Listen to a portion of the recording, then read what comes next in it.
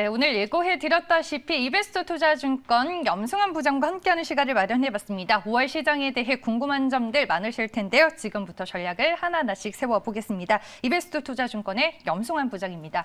안녕하세요. 네, 안녕하세요. 네, 새벽 방송 때는 매일매일 하는데 오랜만에 함께 방송을 하는 것 같습니다, 부장님. 네. 뭐 5월 시장 일단은 뭐 공매도도 재개가 됐고 최근까지도 또 긴축에 대한 우려감들이 있었고 시장을 변동성 장세로 보는 시각들이 좀 많은 것 같은데 5월 시장을 부장님은 좀 어떻게 보고 계세요? 사실 저도 이제 약간 그 미스했던 게 뭐냐면 저는 이제 공매도 영향이 그렇게 크지 않을 걸로 사실 봤거든요. 근데 네. 물론 지금 결과론적으로는 크진 않아요. 왜냐하면 지수가 다 올라왔기 때문에. 근데 이제 당시에 이제 한 3, 4일 전부터 이제 코스닥이 많이 망가져 버렸고 네. 특히 이제 공매도에 타겟이 됐던 뭐 2차 전지라든가 바이오, 5G 통신 장비가 그냥 추풍 낙엽처럼 이제 쓰러져 버렸죠. 그러다 보니까 코스닥은 이제 충격을 크게 받았고 고점 대비해서 한 8%가 빠졌더라고요. 근데 코스피는 사실상 오히려 영향이 거의 없었고 오히려 이 공매도 재개로 인해 가지고 경기 민감주는 더 수혜를 받은 것 같아요. 왜냐하면 이제 기관 투자들이 오히려 공매도를 이런 성장주를 좀 공매도를 많이 한 반면에 경기 민감주는 반대쪽에서 오히려 더 사버리는 네. 그런 현상들이 나오다 보니까 그게 상세 효과를 일으키면서 코스피는 오히려 급하게 이제 오히려 빠르게 그냥 반등하는 모습이 나왔던 것 같습니다. 지금 사실 삼성전자가 지금 안 올라갔거든요. 안 올라갔는데 오늘 거의 지금 만약 이대로 끝나면 종가 기준 거의 사상 최고치 같은데. 아니 지수는 이렇게까지 올라왔는데 왜 체감하기로는 시장이 안 오른 것 같죠? 그러니까 이게 왜냐하면 지금 이런 조선이나 뭐 이런 아니면 철강이나 화학 같은 경기 민감주는 전통적으로 기관이나 외국인들이 많이 사는 네. 업종인데 개인 투자자분들 잘 안 사요. 왜냐하면 예전부터 경기 민감주 하다가 하도 이제 뒤통수를 많이 맞아가지고 고생들을 많이 하다 보니까 이제 그 편견이 좀 있군요. 예, 그리고 네. 1월달에 삼성전자부터 엄청나게 샀는데 아직도 뭐 96,000원, 뭐 95,000원에 물려 계신 분도 되게 많거든요. 네. 근데 또 현대차도 많이 사시고 2차 전지까지 성장주를 거의 다 사셨어요. 그러다 보니까 지금 최근에 또 이게 부진한 네이버나 카카오도 많이 사고 계시고 근데 이들 업종들이 전혀 지금 움직이질 못하는데 지수는 올라가니까 많은 분들이 체감을 지금 못하는 상황이죠. 그래서 오히려 그런 부분 때문에 저는 더 장이 긍정적으로 보여져요. 왜냐하면 이제 많은 분들이 너무 또 흥분할 때가 조심해야 되는데 지금 전혀 그런 모습이 안 보이거든요. 저번에 코스닥이 1000포인트 넘었을 때도 전혀 뭐 분위기가 이렇게 흥분한다는 느낌이 안 들었기 때문에 그런 걸 본다면 증시 이번에 올라와서 1월 달과 좀 다르게 저는 굉장히 좀 오랫동안 상승장이 좀 펼쳐지지 않을까 이렇게 좀 예상을 하고 있습니다. 그리고 긴축 이슈가 있었는데 어쨌든 그것도 좀 약간 잠잠해졌고 네. 그러니까 이런 걸 종합해 봤을 때 딱히 뭐 이렇게 시장을 나쁘게 볼 만한 이유가 있나. 그러니까 삼성전자가 안 가는 거 말고는 뭔가 딱히 뭐 나쁘게 볼 만한 요인은 별로 없는 것 같아요. 그렇게 본다면 5월 달도 강세장은 좀 이어질 것 같고 다만 여기서 예전처럼 한두 섹터가 주도하는 장이 아니라 저는 그냥 계속 골고루 갈 것 같아요. 순환매로요. 네, 그리고 네. 삼성전자도 결국 저는 간다고 봅니다. 어차피 순환매 차원에서 삼성전자가 지금 주가 비싼 것도 아니거든요. 악재들이 이미 선반영이 됐으니까 그렇게 본다라면은 삼성전자가 이제 움직일 때가 진짜 지수가 한번 레벨업 할 텐데 그때까지는 완만하게 상승하면서 그냥 순환매가 계속 도는 오히려 좀 매매하시기엔 더 좋은 장이 좀 당분간 펼쳐질 것 같아요. 아 그래요? 예. 기존에 갖고 있던 것들이 조금 정리가 됐었어야지 새로운 장을 맞이할 수 있는 타이밍이 아닌가 좀 싶기도 한데 일단은 뭐 코스피 지수만 놓고 봤을 때는 전고점 돌파도 가능하다라고 보시겠네요. 네, 그러면 저는 뭐 부장님은. 충분히 가능하다. 뭐 사실 종가 기준으로는 돌파할 가능성이 높고 네. 최고가 기준이 3,260 맞아요. 정도 되잖아요. 66 뭐 그것도 포인트. 네. 충분히 돌파 가능할 것으로 보여요. 이번 주에 옵션 만기인데 아마 한번 거기까지는 터치하러 좀 가지 않을까 그렇게 좀 예상을 하고 있습니다. 네, 그러면 이제 가장 궁금해하실 업종 얘기로 저희가 들어가 보겠습니다. 원자재 가격의 신고가 랠리 속에 말씀해 주셨다시피 철강, 조선, 해운, 조합고, 화학까지 실적 모멘텀이 더해져서 경기 민감주들이 그야말로 주도하는 시장이 됐는데 그러면 이 섹터들을 지금은 좀 어떤 전략을 취해야 할 타이밍일까요? 그러니까 경기 민감주는 저는 오늘도 포스코가 뭐 41만 원까지 갔더라고요. 엄청난데 일단 지금은 조금 일부 하니까 일부라는 건 한 30% 정도 만약에 100의 비중이라면 경기 민감주가 한 30 정도는 덜어내시는 게 좋습니다. 올해 1월 달 한번 생각해 보세요. 그때만 해도 자동차하고 반도체가 그냥 세상 다 가진 것처럼 막 주가가 맞아요. 엄청나게 올라가는데 결국에 이제 너무 과하면 부러지거든요. 그러니까 지금도 마찬가지예요. 좋은 거 이제 모르는 분들 없을 거예요. 철강업종 처음에 갈 때는 다들 긴가민가 했는데 이제는 다들 아시거든요. 왜 올라가는지 이유는 명확하게 나왔고 또 최근에 화학주, 조선주도 마찬가지인데 여기서 바로 꺾이진 않기 때문에 답하실 필요는 없어요. 어디가 고점인지 몰라요. 그렇기 그렇죠. 때문에 일부는 좀 줄이시되 좀 끌고 가시되 이거는 생각을 하시면 좋을 것 같아요. 이게 왜 이렇게 강하냐면 수요와 공급의 저는 불일치 때문이라 보는데 작년에 코로나가 터지고 나서 내구재 수요는 엄청나게 증가를 했는데 이게 사람이 공장에 출근을 못하니까 공급이 안 된 거예요. 근데 그게 지금 여파가 여기까지 왔고 또 거기서 갑자기 일본의 자동차 반도체에서 르네사스 화재 사고 발생하고 뭐 대만에선 가뭄이 있고 막 이래가지고 그게 지정학적인 뭐 이런 변수들까지 좀 가미돼가지고 공급이 늦춰졌는데 이런 반도체라는 건 공장이 계속 돌아가야 되는데 돌아가지 못하면 그만큼 이게 정상 가동하는데 시간이 걸려요. 근데 수요는 안 준단 말이에요. 네. 그러다 보니까 공급은 재고는 없고 공급은 부족하고 이 공급이 부족하니까 결국에 이런 이제 공급 부족할 때 수혜를 받을 수 있는 그 대표적인 게 바로 원자재 기업들 아닙니까? 그러다 보니까 철강주 가고 해운주 먼저 갔고 그 다음에 조선주까지 막 최근에 급등하는 이런 모습들이 나오는데 이게 적어도 5, 6월까지는 이 분위기는 이어지는데 투자하시는 분들은 이걸 염두에 두세요. 주가는 항상 선반영하거든요. 그러니까 이런 것들은 이미 하반기에 이럴 것까지 미리 선반영해서 지금 당겨서 반영하는 거예요. 그럼 우리가 생각했을 때 지금 경기 민감주도 계속 좋을 수 있는 게 아니라 어느 시점에서 공급이 정상화 딱 되기 시작할 때 그때쯤에는 또 반대 방향의 흐름이 나올 수도 있는 거거든요. 네. 그러니까 그렇게 본다라면은 지금 상황에서는 오히려 저는 공급 부족 때문에 좀 부진했던 기업들이 사실은 지금 대표적인 게 자동차 회사들이에요. 자동차 회사 지금 반도체 없어서 못 만들잖아요. 네.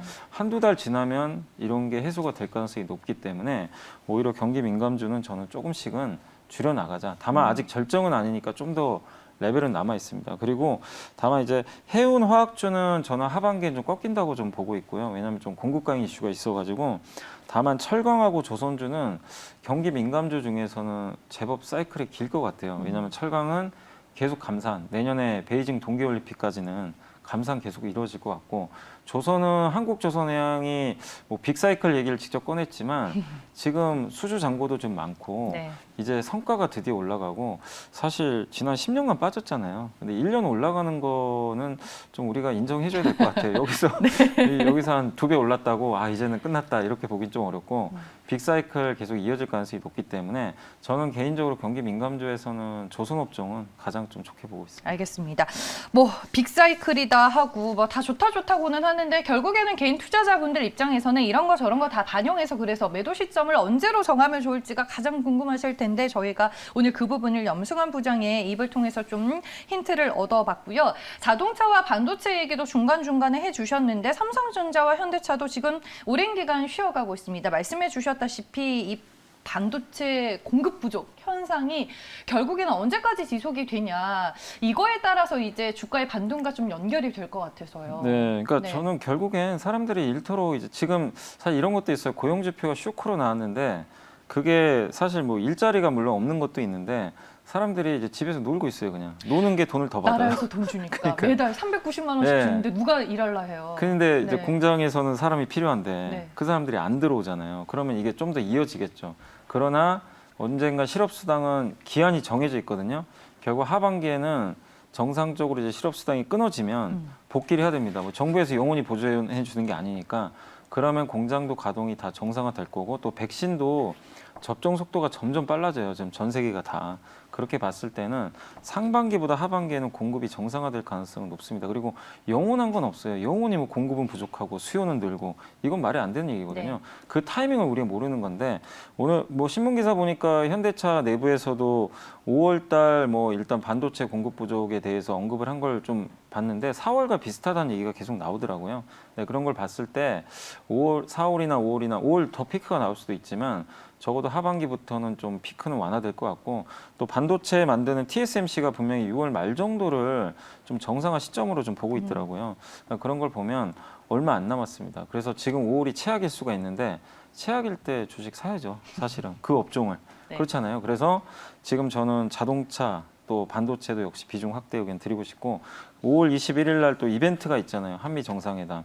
그때 아마 삼성전자가 투자를 할 거란 얘기도 좀 자꾸 나와요. 근데 삼성전자만 있는 게 아니라 2차전지 SK이노베이션 또 현대차, 전기차 공장 얘기 이런 얘기들이 자꾸 돌거든요. 네. 뭐 진짜는 가봐야 되겠지만 그런 기대감도 좀 있다고 우리가 보면은 이게 투자가 들어가면 이제 공급 부족이 해소되는 시그널이 좀 나올 수도 있는 거예요. 그렇게 보면 주가가 또 한 단계 레벨업 될 수 있기 때문에 저는 좀 어쨌든 이렇게 그 남들 소외받을 때 항상 먼저 사야 된다 이 말씀 드리고 싶고 아니 오늘도 최근에도 지난주 후반 오늘 보시면 진짜 못난이 기업들 다 날아갑니다. 예. 근데 그걸 먼저 사신 분이 수익 나는 거지 오늘 올라간다고 뒤늦게 쫓아가신 분은 결국 또 뒷북 잡을 수밖에 없거든요. 그래서 좀 이런 지금 어려운 좀 반도체 자동차도 좀 선침해 해보자. 이런 말씀 드리겠습니다. 연초에 자동차, 반도체로 재미 많이 보신 분들 또 반대로 힘든 시간을 버티고는 있는데 결국에는 또 좋은 시기가 올 수 있다라고 힘을 주셨고요. 우리가 이제 전체적으로 뭐 시장과 더불어서 업종에 대한 얘기를 나누고는 있는데 5월 시장을 우리가 딱 키워드로 봤을 때 어떤 업종에 결국에는 집중을 해야 되는 타이밍일까요? 그러니까 일단 민감주는 이제 너무 식상하기 때문에 저는 계속 소외주 비중 확대 의견 드리고 싶고 아까 말씀 의류주, 백화점주도 요즘 좋아서 아니 그쪽도 네. 그쪽도 소외주가 아니에요. 이미 날아갔어요. 아, 이미 늦었군요. FNF는 주가 2배나 올랐고요. 네. 그 안 가던 힐라홀딩스도 지금 날아다니고 있습니다. 그래서 맞아요. 의류도 늦은 것 같고 유일하게 지금 제가 이제 찾아보니까 어쨌든 안 간 거는 아까 말씀드린 IT 대형주 있죠. 뭐 삼성 SDI, 삼성 전기, 전자, LG이노텍, LG전자까지 다 지금 소외받고 있어요. 거기에 현대차 그룹주 이쪽 비중 계속 늘리는 거 좋고요. 그 다음에 편의점 업종이 백화점하고 면세점보다 지금 뒤쳐져 있어요. 근데 이제 매출이 드디어 돌아서서 사람들이 밖에 나가면 편의점 가게 돼 있습니다. 그렇기 때문에 이건 당연히 봐야 되고 네. 그다음에 광고 기획사들도 주가 상당히 못 갔거든요. 특히 이제 제일기획이나 이노션 같은 기업들도 그동안 좀 부진했는데 이쪽도 돌 수 있거든요. 그래서 여러분들이 항상 이렇게 기업들 보실 때 지금 장이 좋기 때문에 계속 순환매가 돌아요. 조금만 뭔가 모멘텀 나오면 바로 주가 급등 나올 수 있는데 근데 그런 것들에서 수익을 내려면 안 가고 있을 때 미리 사놓으셔야 돼요. 확인하고 사지 마세요. 확인하고 사는 순간 늦어버려요. 이미 주가 날아가 있습니다. 그렇죠. 그래서 네. 조금 리스크 있더라도 좀 위험 부담을 감수하더라도 저가 부분에서 좀 이렇게 매집을 해나가시는 전략이 좀 필요할 것 같습니다.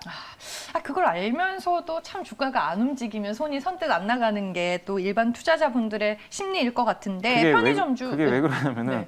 그런 걸 매수하셔가지고 수익 내본 경험들이 없어서 그래요. 한 종목만 딱 성공하시면 이제 그런 세계에 발을 디디실 수 있기 때문에 네. 아마 바뀌실 거예요, 성향이. 근데 하나만 한번 해보세요. 좀 재미없더라도 네. 한번 좀 소외받는 것 중에서 진득하니 한번 들어가셔서 기다렸다 수익 내보시면 좀 좋을 것 같습니다. 알겠습니다. 연부장님이 또 힘을 실어주신다면 저희가 또 믿고 신뢰하고 또 매매 전략을 한번 바꿔보도록 하겠습니다. 아니 뭐 BJF 리테일이나 GS 리테일은 제가 지금 급하게 차트를 보니까 또 빠르게 회복이 되고 있는 것 같고 주가가 광고 기획사 쪽은 왜 좋게 보시는지 저는 또 궁금하네요. 일단 이번에 네. 제일기획은 실적이 잘 나왔는데 네. 이노션이 되게 못 갔어요, 주가가. 실적이 쇼크 나왔는데 왜냐하면 네. 자동차 그 현대차 그룹의 광고 기획사잖아요. 근데 자동차는 이 디지털화하기가 힘들어요. 그러니까 온라인 상으로 판매하기가 어려운 제품 중에 하나입니다. 그러다 보니까 요즘에 온라인 쪽으로 광고 기획사들 실적은 잘 나오는데 이노션은 그쪽 비중이 낮아요. 그래서 실적이 좀 부진했거든요. 근데 2분기는 반대로 되게 좋은 게 아이오닉 5가 3월 말에 나왔잖아요. 그리고 기아차의 EV6가 이제 5월 달에 나올 거고 거기다 기아의 그 사명 변경한 거 보셨죠? 네. 이제 기아차라고 하시면 안 되고요. 기아라고 해야 됩니다. 네. 근데 거기에 뒤에 모든 엠블렘이나 이런 거 다 바꾸는 거 이거 누가 하겠습니까? 이노션이 다 담당해요. 이게 2분기의 매출에 다 들어가거든요. 그럼 1분기가 아니라 2분기를 본다면 근데 주가는 잃을 게 없는 자리거든요. 그래서 이노션도 좀 보실 필요가 저는 있다라고 말씀드려요. 그리고 현대차 좋아지면 당연히 같이 가니까 그런 모멘텀도 있는 것 같아요. 네, 알겠습니다. 저희가 5월 시장 주요 업종의 키워드까지 확인을 해봤습니다. IT 대형주와 뭐 자동차, 현대차 그룹주 얘기를 해주셨고 편의점과 더불어서 광고 기획사까지 좀 주목을 해보자라고 얘기를 해주셨습니다. 아니 뭐 댓글에 올라온 내용도 저희가 좀 한번 확인을 해볼게요. 소비주, 민감주 예전에 말씀하신 거 잘 압니다. 근데 잘 가는 거 팔고 누워있는 거 사기 정말 힘들어요. 역시나 저랑 같은 마음을 가진 투자자분들이 있으시네요. 네, 아니 근데 소비주 중에서 이걸 네. 생각하세요. 그러니까 이게 회복되는 기업들이 있어요. 대표적인 게 면세점은 회복이에요. 크잖아요. 그리고 미리 좀 단계 반응하죠. 이걸 2차 전지처럼 나는 1, 2년 장기 투자 절대 생각하시면 안 되고 못 가던 기업들이 순환매 도는 거는 목표 수익률을 많게는 20에서 30만 딱 잡고 네. 트레이딩 하는 겁니다. 그 정도만 하시면 되겠고 근데 내가 그 정도 10에서 20%뭐 수익이 났어요. 그럼 그런 걸 좀 절반 줄이셨다가 눕혀 있는 지금 못 가는 소외주 있죠. 그쪽으로 약간 절반을 또 갈아타는 거예요. 그런 전략들은 괜찮은데 이거 좀 잘 가는데 뭐 굳이 또 안 가는 거 팔고 사기 어려운 건 뭐 사실이지만 구조적 성장주가 아니라면은 여러분들이 그 트레이딩 할 거는 과감하게 좀 선정을 하셔서 이렇게 좀 분산해서 하시면 좀 좋을 것 같습니다. 네, 알겠습니다. 투자자분들이 많이 궁금해하실 시장에 대한 얘기 저희 5월 전략으로 세워봤습니다. 워낙 바쁘셔가지고 자주 뵙기가 힘든데 일단 증권광장 1부에서 이제 격주로 매주 이 시간 염승환 부장님을 만나실 수 있습니다. 오늘 뵀으니까 다음 출연은 2주 뒤인 24일 월요일 맞죠, 부장님? 네, 맞습니다. 네, 알겠습니다. 여러분들 또 많은 기대해 주시길 바라겠고요. 바쁘시니까 염 부장님 보내드릴게요. 오늘 고맙습니다. 네, 감사합니다.